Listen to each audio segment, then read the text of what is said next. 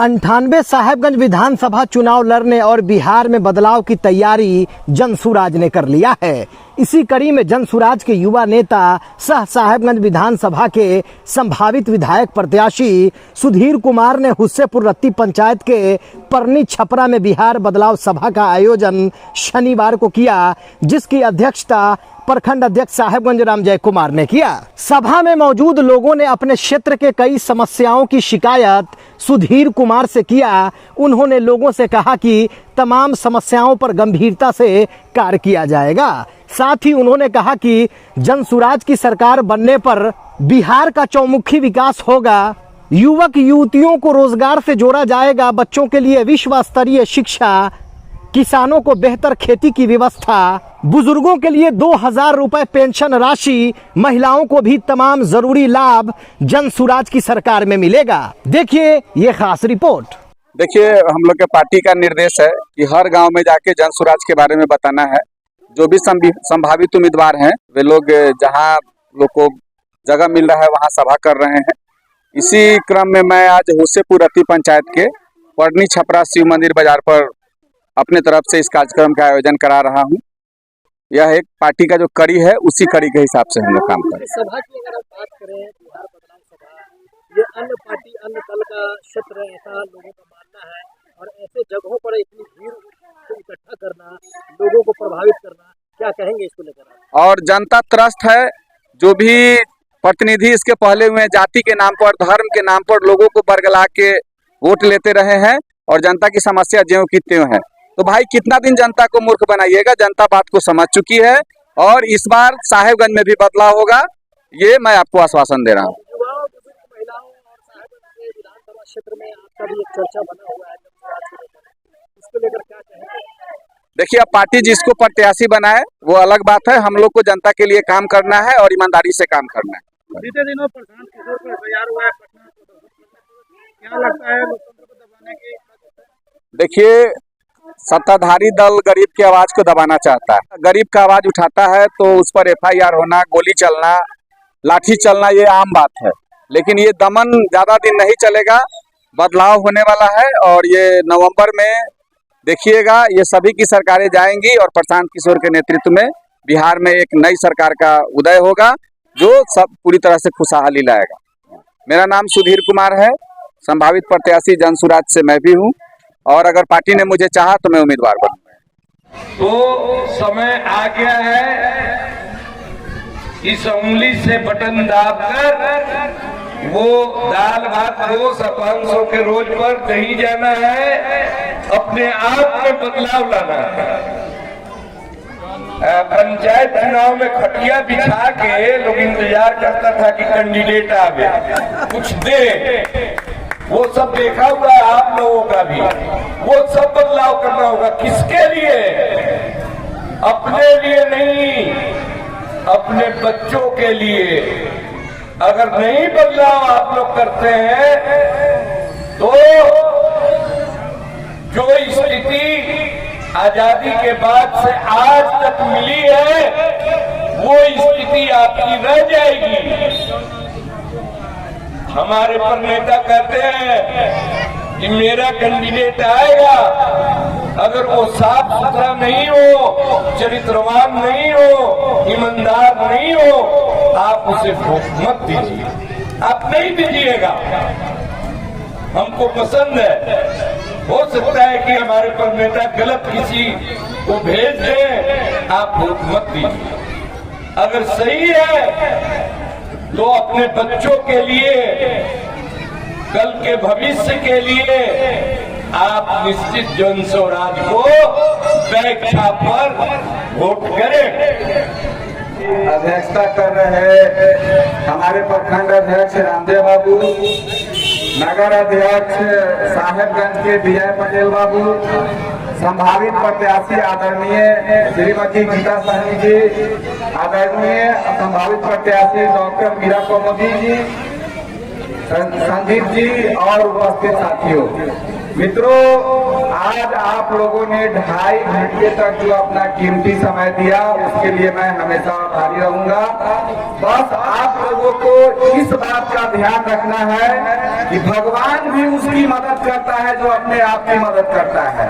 जब आप अपनी लड़ाई स्वयं लड़ेंगे तो हम लोग आपके पीछे रहेंगे। उसके लिए आपको क्या करना पड़ेगा, जैसे भगवान के मंदिर में जाने के पहले आदमी तारी छोड़ देता है, खैनी नहीं खाता है, नशा खत्म कर लेता है, वैसे ही अगर आप चाहते हैं कि आपका काम हो, बिहार में बदलाव हो, साहेबगंज में बदलाव हो, तो किसी से आपको 1 पैसा वोट देने के लिए नहीं लेना है, तारी के नाम पर पैसा नहीं लेना है, मीट मछली के नाम पर पैसा नहीं लेना है। एक प्रत्याशी यहाँ से एक और चुनाव हार गए थे, कोई कहानी कह रहे थे, वो पैसा दिए थे उनको वोट देने के लिए, और जब उनको वोट नहीं मिला तो उनको बांध के पीछे तक का कहने प्रत्याशी किए थे। यहाँ पर मैं नाम नहीं रखूंगा, नाम रख के बदनाम नहीं करूंगा, लेकिन एक बात याद रखिएगा, जो लोग रुपए पैसे देते हैं वो लोग अपने स्वार्थ के पीछे किसी को पैसा देते हैं, स्वार्थ नहीं करता है तो फिर वो अपने असली रूप में आ जाते हैं। तो आपको इस बार असली रूप में आना है, इस बार अपनी ताकत को दिखाना है।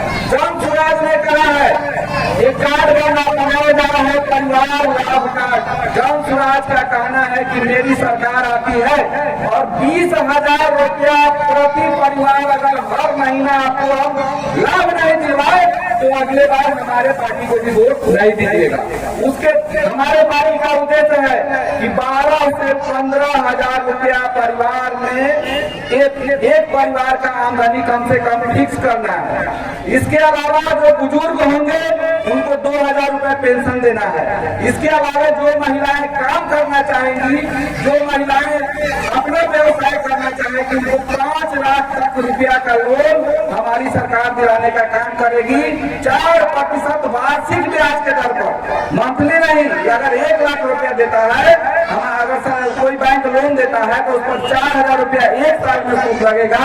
लेकिन आपको पैसा दिलाने के पहले पूरी तरह से हम लोग ट्रेंड करवाएंगे कि किस काम को कीजिएगा, कहाँ पैसा लगाइएगा, कि फिर आपका पैसा भी निकल जाए और आप आराम से कर्जा भी संभाल सके और आपका विकास भी हो सके।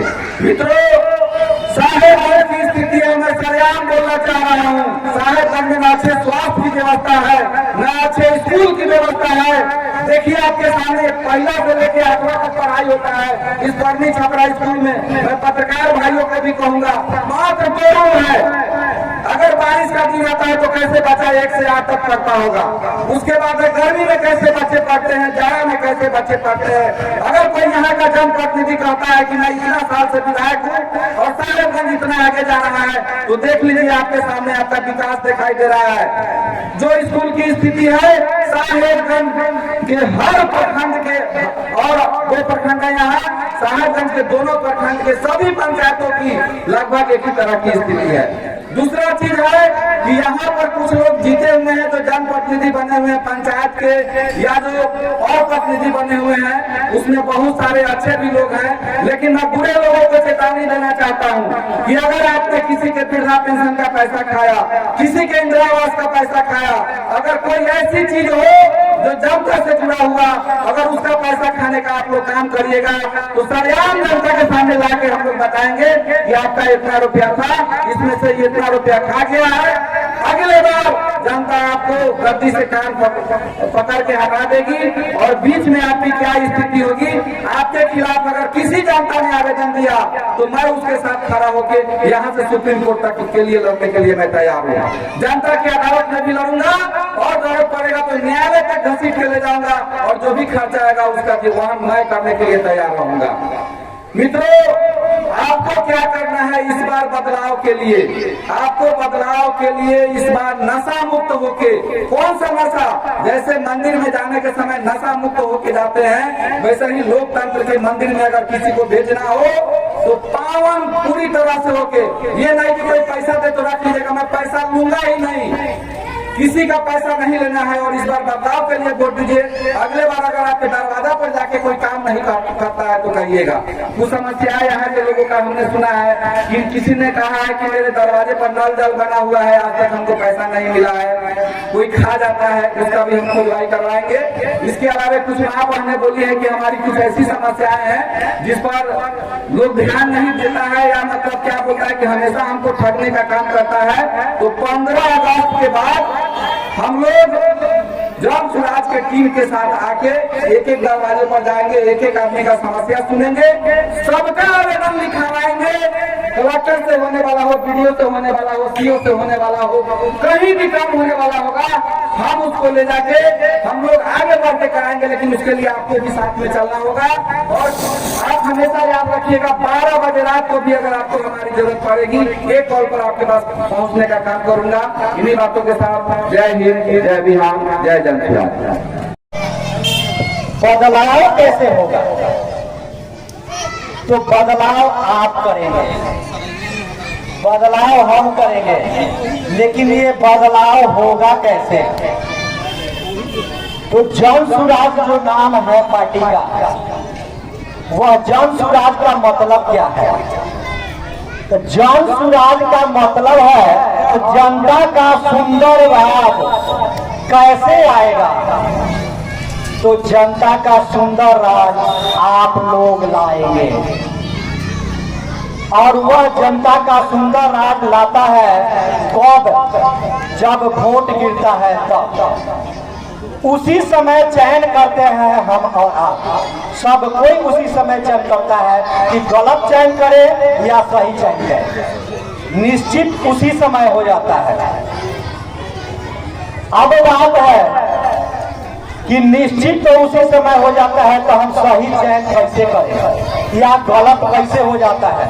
करता तो सब कोई सही है, लेकिन गलत कैसे हो जाता है? तो गलत ये हो जाता है कि आज तक जितने भी नेता लोग आए, किसी ने ये नहीं कहा कि हमें वोट मत दीजिएगा।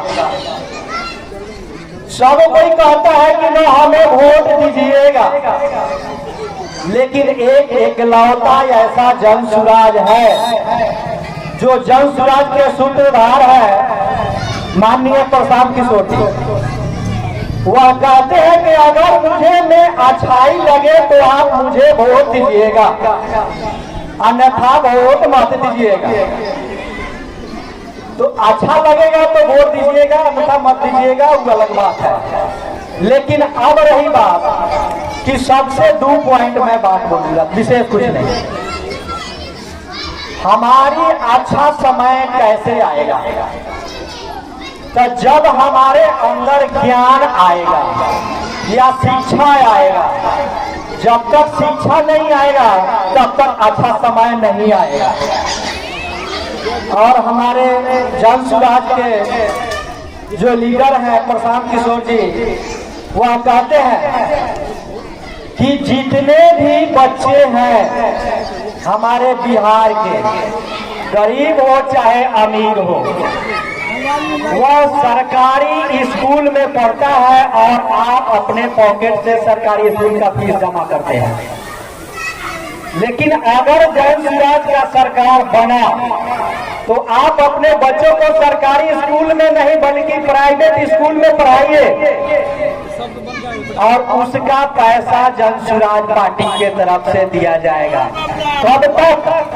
जब तक सरकारी स्कूल का व्यवस्था प्राइवेट स्कूल की तरह नहीं हो जाता है, तब तक। अब जब ज्ञान आपके अंदर आएगा तो बच्चा बड़ा होगा तो बढ़िया पोस्ट पे जाएगा, अब बढ़िया पोस्ट पे जाएगा तो बढ़िया पैसा कमाएगा, बढ़िया पैसा कमाएगा तो आपकी हमारी स्थिति अच्छा होगा कि नहीं होगा?